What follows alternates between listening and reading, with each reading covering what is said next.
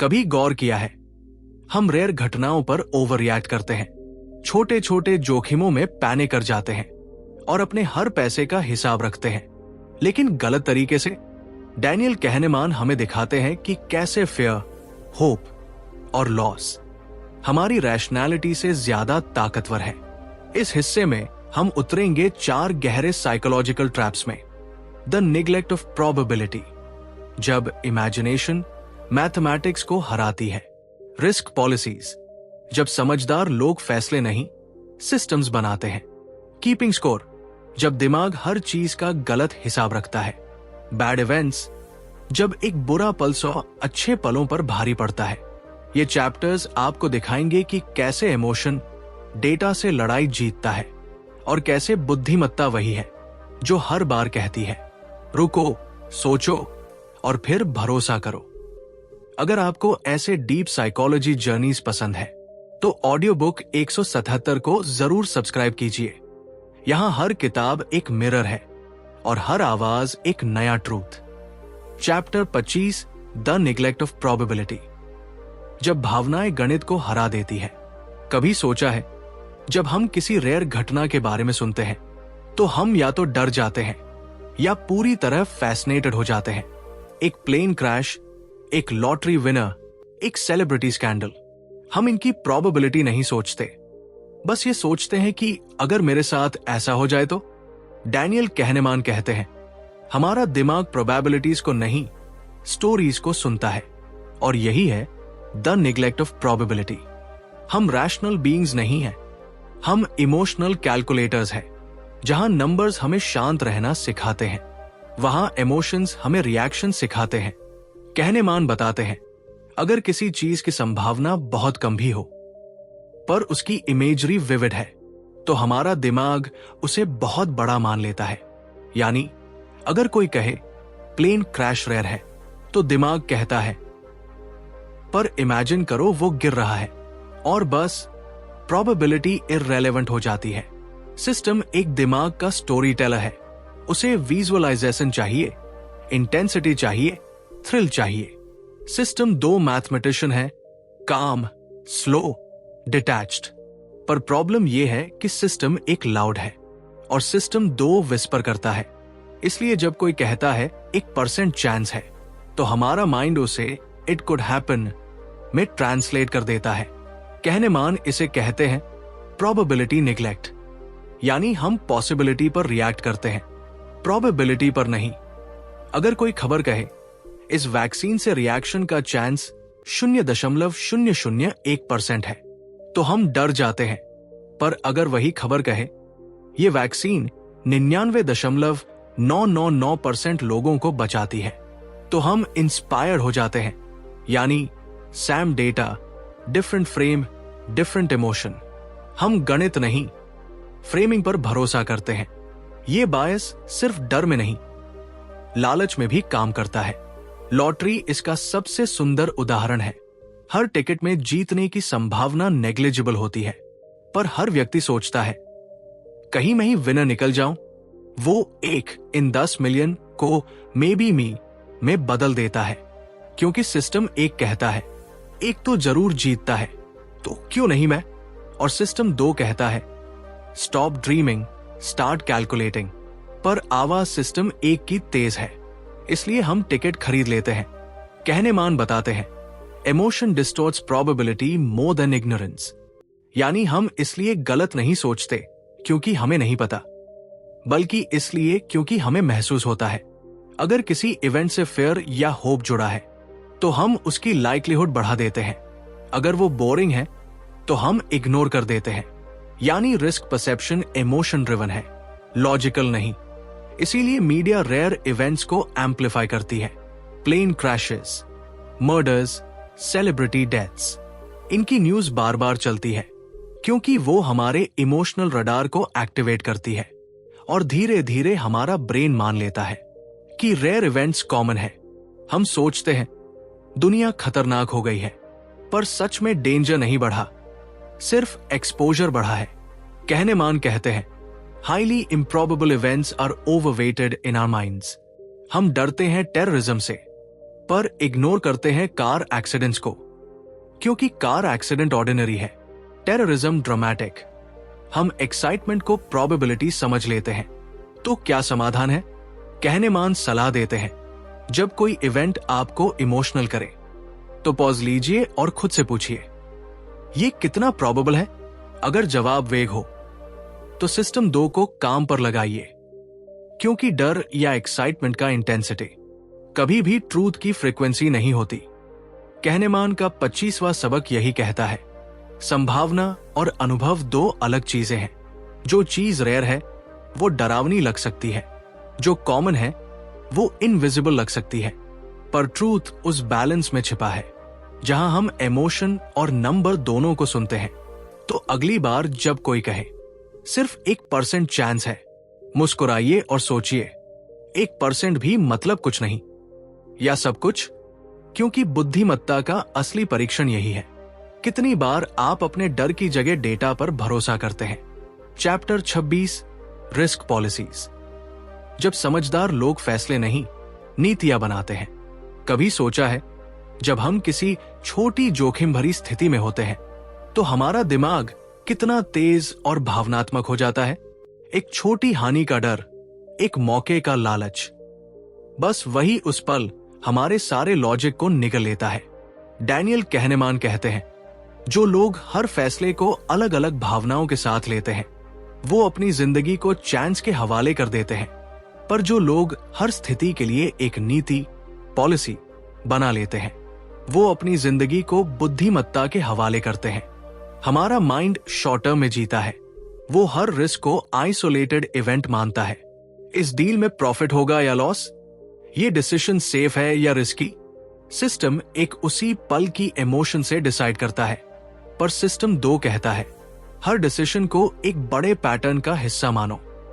यही डिफरेंस है impulsive person और रैशनल थिंकर में। कहनेमान कहते हैं, smart decision makers don't bet on outcomes, they bet on strategies.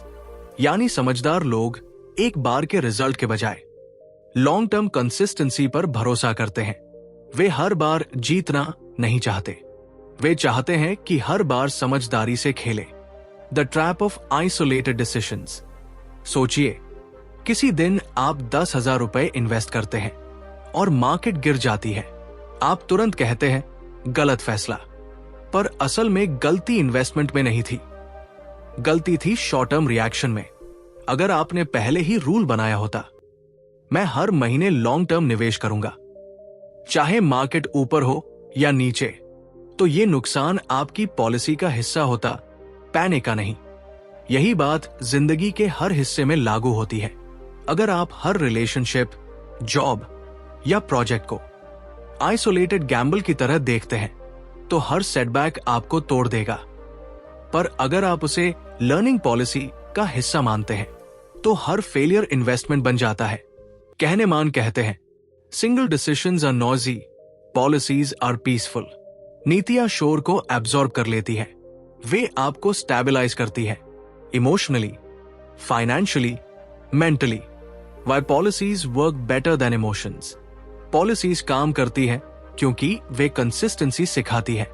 वे आपको रिमाइंड करती है कि एक दिन का लॉस पूरी जर्नी का वर्डिक्ट नहीं होता। सिस्टम 1 कहता है, ये रिस्क मत लो।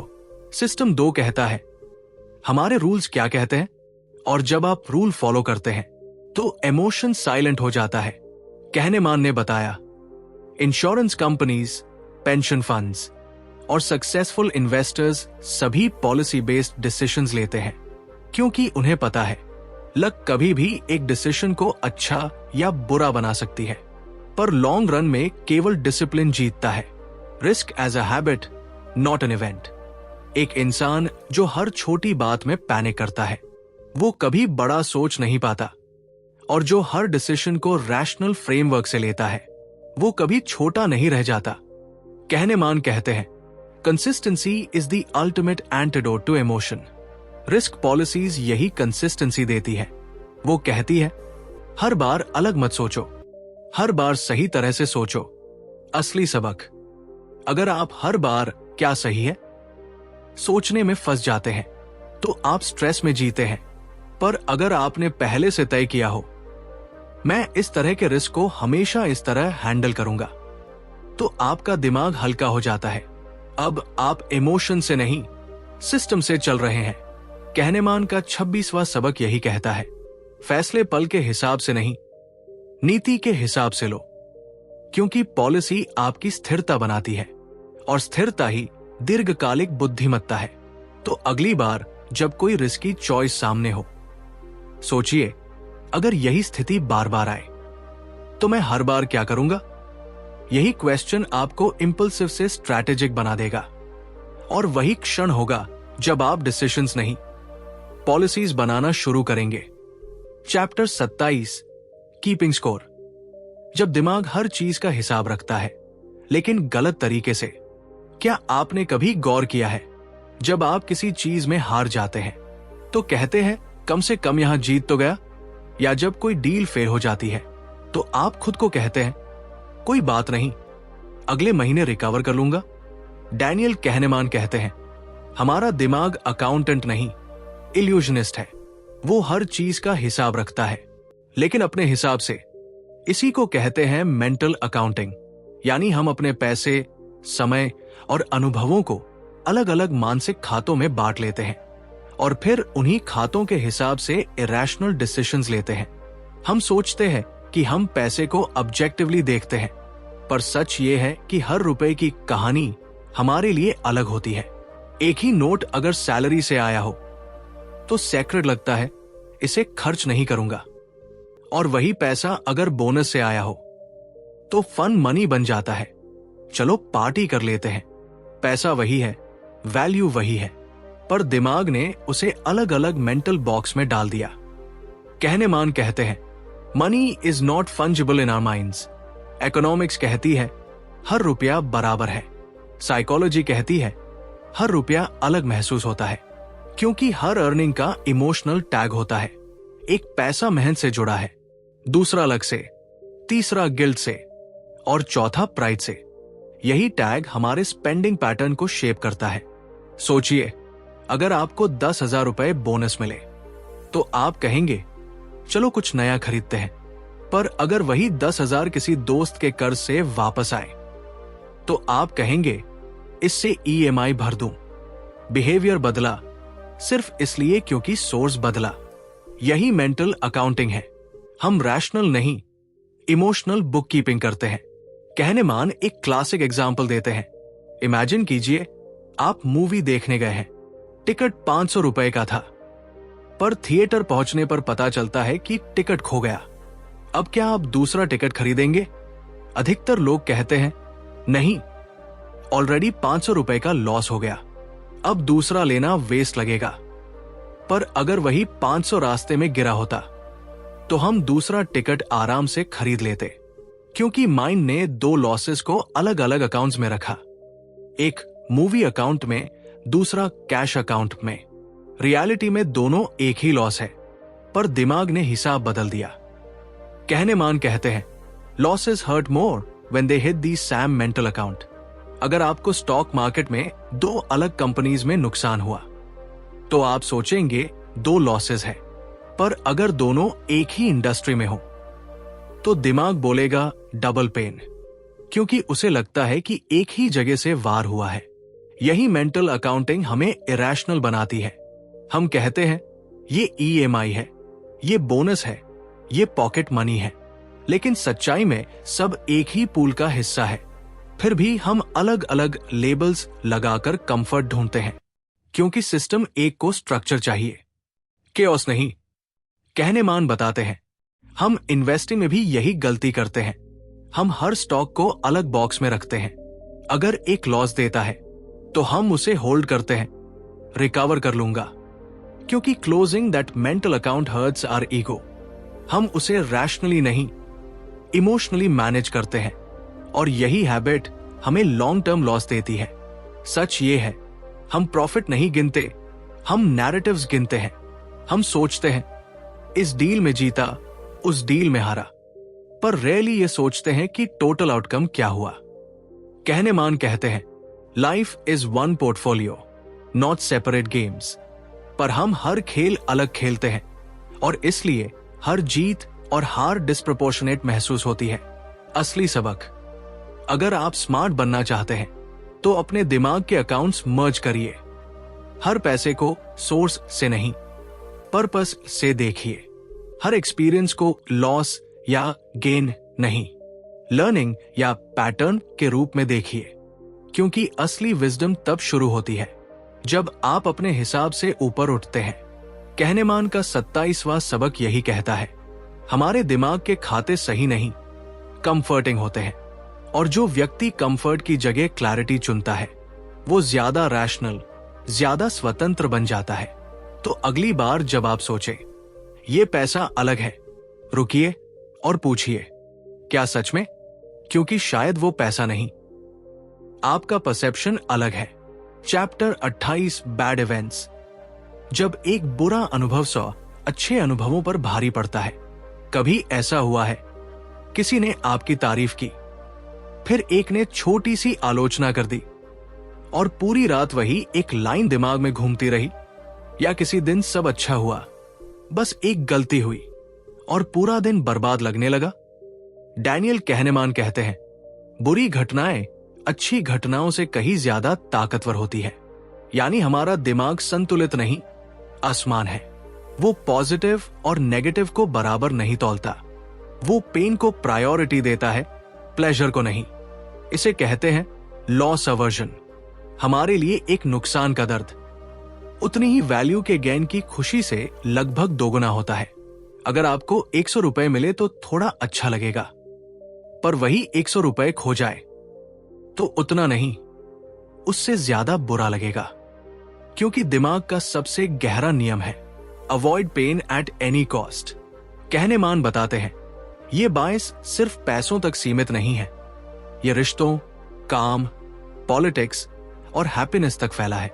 अगर कोई व्यक्ति हमें 9 बार अप्रिशिएट करे और 1 बार क्रिटिसाइज करे तो दिमाग उसी 1 बार पर टिक जाता है। क्योंकि एवोल्यूशनरी लेवल पर पेन मतलब डेंजर और डेंजर मतलब तुरंत ध्यान दो। हमारे एंसेस्टर्स के लिए सर्वाइवल का रूल यही था, जो चीज नुकसान पहुंचाती है उसे इग्नोर करना मौत था। इसलिए हमारा ब्रेन आज भी नेगेटिविटी को एम्पलीफाई करता है। कहावत याद है, बुराई ज्यादा गूंजती है।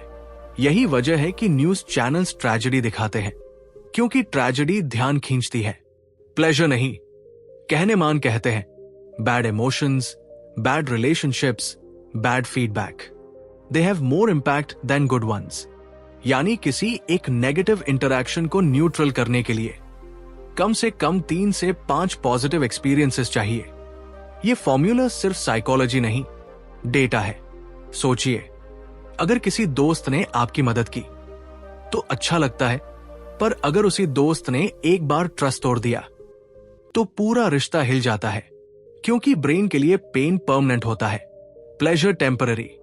सिस्टम एक अलार्म मोड में जाता है, मुझे फिर चोट मत देना, और सिस्टम 2 बस जस्टिफाई करता रहता है, मैं अब कॉशियस हूं। इसी वजह से लोग रिस्क से दूर भागते हैं। इन्वेस्टिंग में, रिलेशनशिप्स में, लाइफ चॉइसेस में हम गेन्स की इच्छा से नहीं, लॉसेस के डर से डिसीजंस लेते हैं। और यही लॉस अवर्जन हमें सेफ तो बनाता है, पर स्टैग्नेंट भी। कहनेमान कहते हैं, the fear of loss is stronger than the hope of gain. हम कुछ पाने की चाह में नहीं जीते, हम कुछ खोने के डर में जीते हैं। पर आयरनी ये है, ग्रोथ उन्हीं जगहों में है जहां लॉस का खतरा है। लव में रिजेक्शन का रिस्क है, बिजनेस में फेलियर का, आर्ट में क्रिटिसिज्म का। अगर आप लॉस से बचना चाहेंगे तो लर्निंग भी खो देंगे। कहनेमान कहते हैं, wise people don't avoid losses, they manage them. यानी बुद्धिमत्ता का मतलब ये नहीं कि आप दर्द से भागे, बल्कि ये कि आप पेन की कीमत को समझें। अगर हर बार नुकसान से डरकर हम पीछे हटे तो हम कभी आगे नहीं बढ़ेंगे। पर अगर हम लॉस को जर्नी का हिस्सा माने तो उसका असर कम हो जाता है। Emotional math of life. अगर एक बुरी घटना 5 गुना ज्यादा असर करती है तो हमें 5 गुना ज्यादा अच्छे काम कॉन्शियसली करने पड़ेंगे ताकि बैलेंस बना रहे। इसलिए कहनेमान कहते हैं, गुड रिलेशनशिप्स आर